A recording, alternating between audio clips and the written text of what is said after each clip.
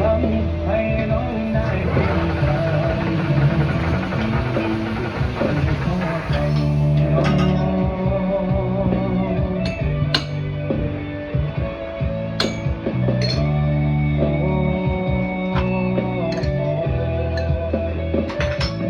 อยากบอกเธอเท่านั้น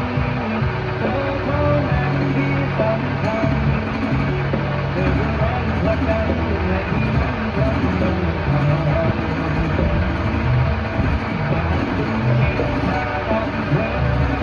ปล่อยให้เธอต้องเดียวดา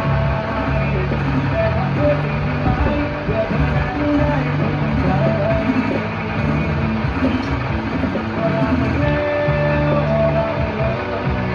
มองเธอใจให้รู้ให้เห็นสิ่งที่เป็นที่ทำด้วยใจทำ